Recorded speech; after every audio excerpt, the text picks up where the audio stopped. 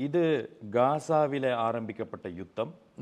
இந்த காசாவிலே ஆரம்பிக்கப்பட்ட இந்த யுத்தத்துக்கும் இந்த லெபனானிலே இப்பொழுது நடந்து கொண்டிருக்கும் இந்த சம்பவத்துக்கும் இடையில இருக்கிற தொடர்புகள் என்ன?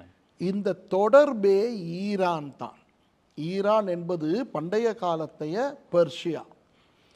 அப்போ இந்த ஈரானிலே இஸ்லாம் இருக்கிறது. அந்த இஸ்லாம் ஷியாம் இஸ்லாம்.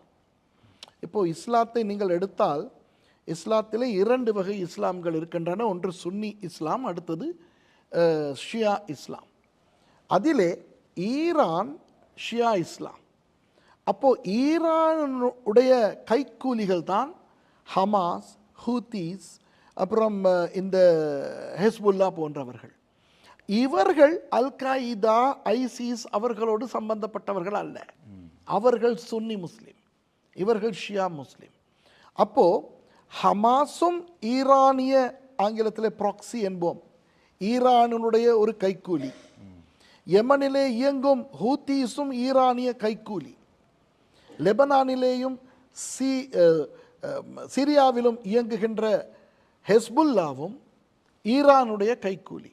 ஹெஸ்புல்லா 1982ஆம் ஆண்டு தொடங்கப்பட்டது. அப்போ ஹமாஸ் ஹெஸ்புல்லா அல்ல, ஹெஸ்புல்லா ஹமாஸ் அல்ல. ஹமாஸில் உள்ளவர்கள் பாலஸ்தீனர்கள், ஹெஸ்புல்லாவிலே உள்ளவர்கள் லெபனானியர்கள். ஆனால் இவர்கள் இருவருமே ஈரானின் கைக்கூலிகள் என்றபடினால் இவர்கள் ஒருவருக்கு ஒருவர் உதவி செய்து கொள்வார்கள்.